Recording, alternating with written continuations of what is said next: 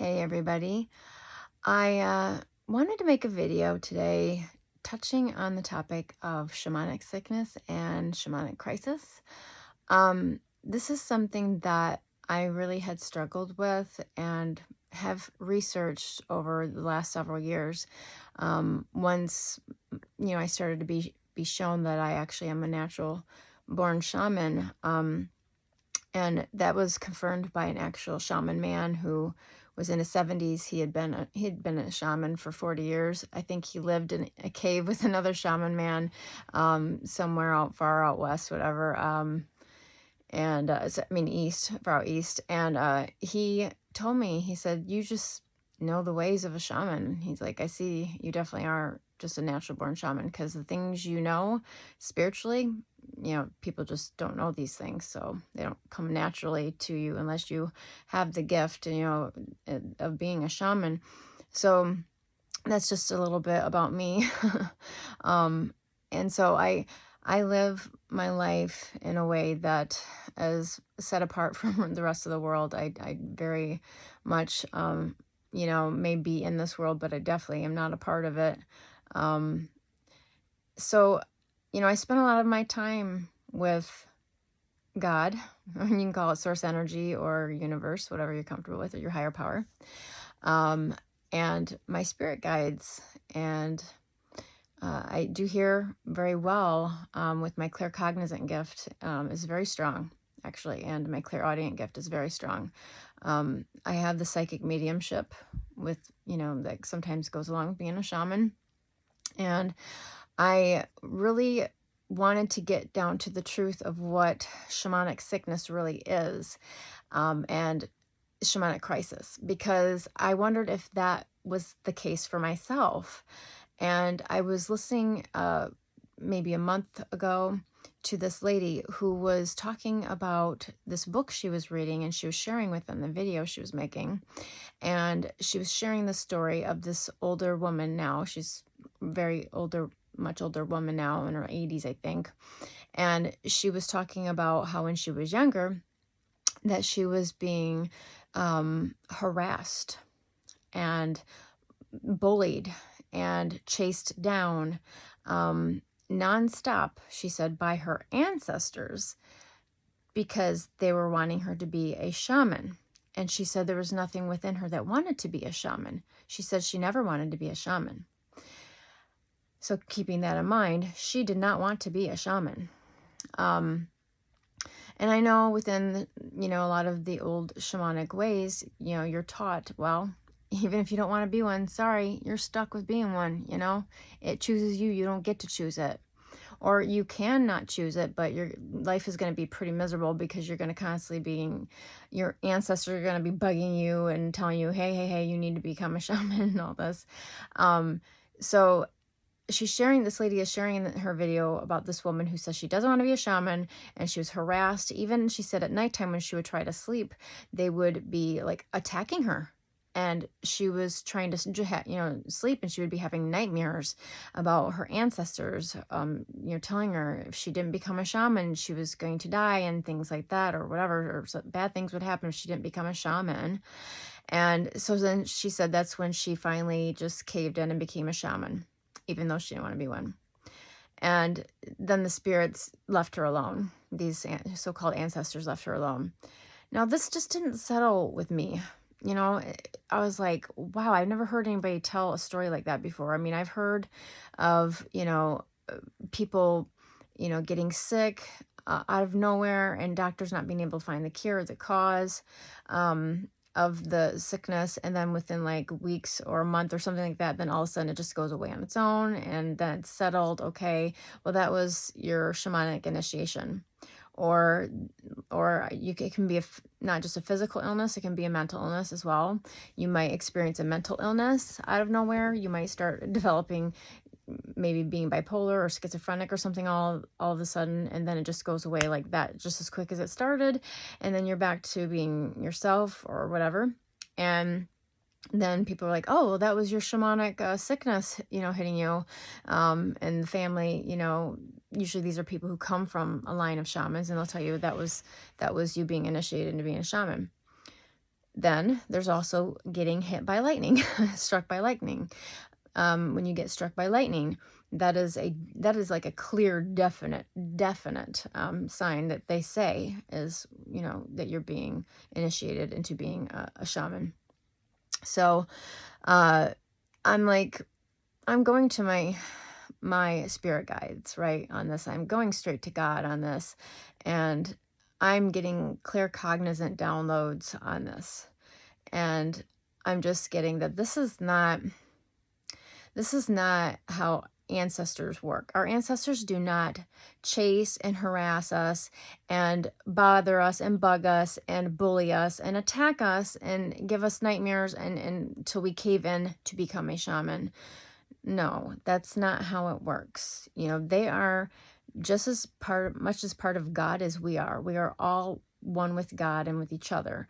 And so I cannot comprehend, honestly, how once we depart from our bodies, all of us go back to being the consciousness of God. So that means you become pure love. You become, unconditional love, just like as God is. And so how could pure unconditional love in our ancestors go around harassing us, chasing us, to harming us even, and giving us nightmares, making us physically sick or mentally sick until we cave in and say, okay, I'll be a shaman, or strike us with lightning for us to become a shaman? It just doesn't make sense to me. And, this is just what I'm getting, what I feel on it.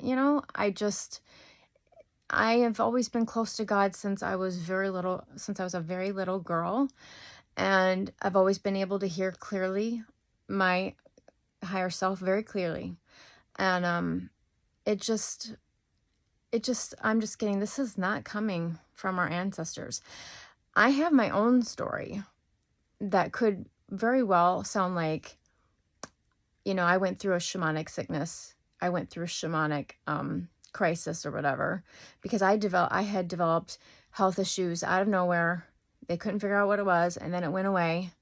And then when I was like 20 years old, which was like 20 years ago, back in the year 2000, my mom had to put me in a psych ward because I went catatonic. And if you don't know what catatonic is, it's where you basically stop talking, eating, sleeping. I may have slept like an hour a day, but that was about it. And you're just like a vegetable. You're just staring off into the air, and you don't talk, nothing. You're just like a vegetable. And that happened to me like just out of nowhere. So like that, I could say that was my shamanic initiation. I went through the shamanic sickness of both of the physical illness and the, mental illness. But honestly, when I was in the psych ward, I saw shadow people. I had invisible beings attacking me, pinning me down in my bed, and, trying to scare the living daylights out of me, which they did. I was only 20 at the time. I didn't know what was going on. They may have diagnosed me as catatonic, but that's not what it was, because I remember everything. I do. I remember everything. I went through a trauma, a lot of traumas throughout my life, and it just kind of led me to that point anyways. But I had these invisible entities attacking me. I saw shadow people and shadow beings at my door where my room was in the hospital, at the psych ward of the hospital. And it was just like the worst time. It was just horrible. And so, you could have said that, oh yeah, that was part of your shamanic sickness. And then the other thing with the physical illness that came and gone, and just nobody could figure out what caused it, or they just went away. So that's why I was always looking into it. But when I heard that woman's story about how they were chasing her down and bugging her and stuff, and like you could have said, or somebody could say, oh yeah, those were your ancestors. The shadow people were your ancestors. They were trying to get you to, that was you being tested and initiated into being a shaman. I don't think so. I don't think that, see, our ancestors, they actually love us. They're not out to just get their way and make us do what they want us to do. We do have free will, people. Okay. And basically, we have a choice to make if we want to be a shaman or not. There are plenty of people who don't have shamanic sickness and they never go through a shamanic crisis or anything like that, being struck by lightning. They don't go through that. They choose to be a shaman. There's plenty of people who go through that. Now, I was at first, when I felt like I was getting the call to become a shaman, I was running from it. And I was, but yeah, at the same time, I wanted to be one. It was kind of a mixture of feelings about it. So, it's taken me probably a good 3.5, 4 years to be like, okay, I have to admit to myself, this is what I want. Now, see, this is what I want. I don't feel like anybody's pressuring me or forcing me or, bugging me and harassing me. No entities or anything like that attacking me or anything or whatever, or making me sick or whatever to force me into shamanism. So I just wanted to make this video to encourage anybody who is feeling like maybe you're like me, like questioning, am I going through a shamanic sickness? I mean, is this my initiation into shamanism? Especially if you come from families who you have no shamanic lineage, that a lot of people who are shamans, they have family members, parents, aunts, uncles, grandparents that are shamans already. I come from a family that are all Christians. Okay, basically, if they're anything, it's Christian. So I was a Christian for like 20 years, but it never really resonated with me all the way. Some of it did, mainly the part of love, loving and people as you love yourself, loving God as with all your heart, with all your soul, with all your might, like it says in the Bible. Yes, I love God as I love myself, because God is me. I am God, just as you are God. God lives in all of us and in everything.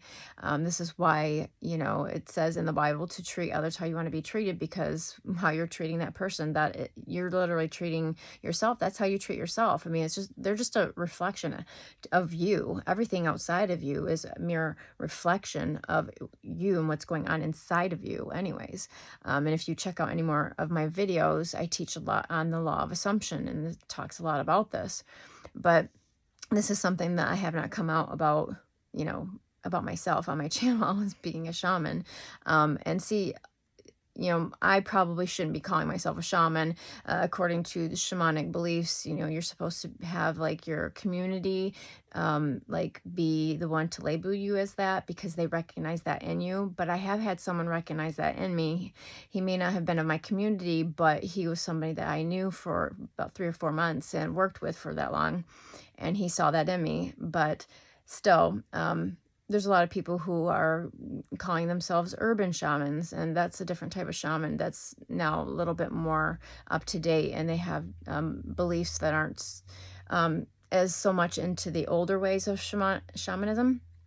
And so that's probably more me. I would probably be considered more of an urban shaman, an urban shaman, sorry. And but yeah, this is just for people who, in case you are wondering about this kind of thing, you might want to really pray on this and really research this, because honestly, do you think that your loving ancestors who love you and are looking after you and only want the best for you and only want, what you want for your life, as long as it's good for you, of course, and doesn't harm you or anyone, why would they haunt you and taunt you and make you sick and strike you with lightning and make you lose your mind just to get you to agree to be a shaman? It makes no sense to me. And I'm not trying to disrespect anyone else who feels like that they believe that and that's how they felt that they were initiated. That's fine. If that's what you believe, then that's your truth. Honestly, I do believe that. I believe that whatever a person believes, whatever their core belief is, then that's their truth and they're going to live that out. And if you watch my other videos, I teach that with the law of assumption, because basically whatever you believe to be true will become your truth, because you are the creator of your reality. So if you believe that, okay, the shaman sickness is real and that's how I got initiated, or I got struck by lightning, so I'm a shaman now. But the thing is what we really need to think about on this. This is what I want you to take with, and if you want to take anything out of this video, just think upon this. Now, if we create our own reality, and we are continually teaching those that come after us, or those that are living now, that you go through shamanic sickness or the shamanic crisis or struck by lightning in order to be a shaman. Usually that happens a lot. They do say it doesn't have to, but they say that if a person is going through those things, then that must mean that this is your initiation. I just want you to remember that if we keep continually teaching that, then that's going to become people's reality. And if we start to say, hey, maybe there's something to this, just because something has been taught, I don't care, 1,000 years, 2,000 years, however long it's been, there's a lot of things too within Christianity and the Bible, because I studied a lot, trust me, a lot of the Bible. And there's a lot of good nuggets in there. I will tell you that's for sure. I'm not disrespecting it, but there are some things that are just been, kind of miscued, by people, messing with what was really written. They've rewritten it how many times, and how many translations does one need of the Bible? There's many, many translations. It's kind of a bit much, but, and I had just about all of them. But, it's just, remember that we create our own reality. And so if you don't want this teaching to continue, having people, our children to grow up continuing believing that, I'm waiting for my shamanic sickness. I'm waiting for my shamanic crisis to be struck by lightning, or I'm waiting for the sickness of mental illness or something, or if they experience mental illness or physical illness, then they might jump to saying, this means this is my shamanic initiation, my shamanic calling. We need to be like, no, don't jump to that. Don't always jump right to that just because you come from a line of shamans, or you feel that you have a calling to be a shaman. You don't have to have those things happen in order to become a shaman. But I just wanted you to really think about this and really pray on it, because when this came to me, I just felt like there's more to this. We really, really, really need to look into this some more, and really, really pray on it and use our discernment on it, because for me, it doesn't resonate that my ancestors would be, harassing me and making me sick, making me mentally ill, or striking me down with lightning to get me to become a shaman, especially if I don't want to be one. We all have free will. God, universe, whatever you call your higher power, we all have free will to be what we want to be in this life. And so this is getting to be a lot longer than I planned on making this video. I'm going to end it here, but I hope this helps somebody to really think on this.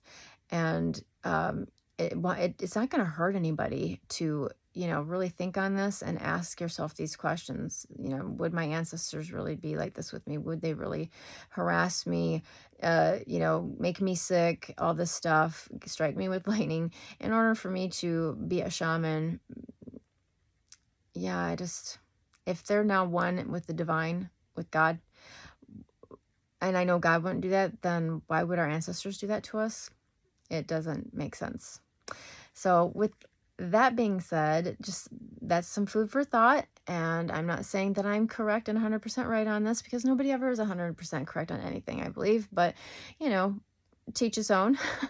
I just wanted to share this because I felt that I was really meant to share this. And this is for somebody. It might not be for you, but it's for somebody like me who was really searching this out. And I just had to really just go within, because really we all have the answers.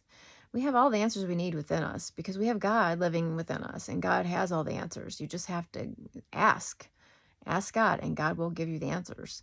Like, I know the Bible says knock and the door will be opened. So knock on that door, let the door be open, and ask God, is this true? Is shamanic sickness really, something that I have to go through, or that people go through as a type of initiation to become a shaman?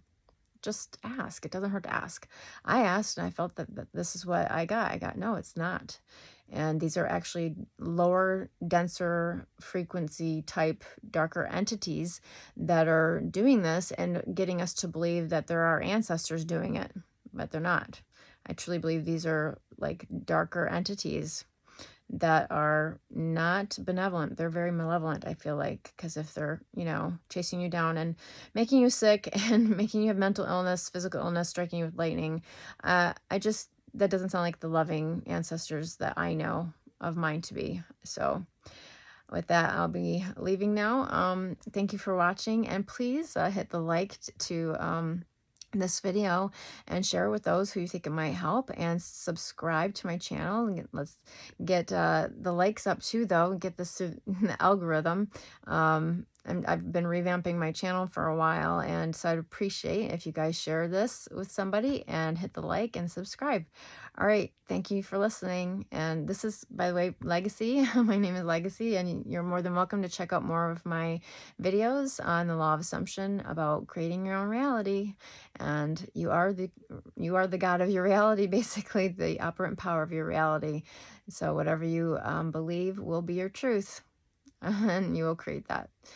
All right. Peace.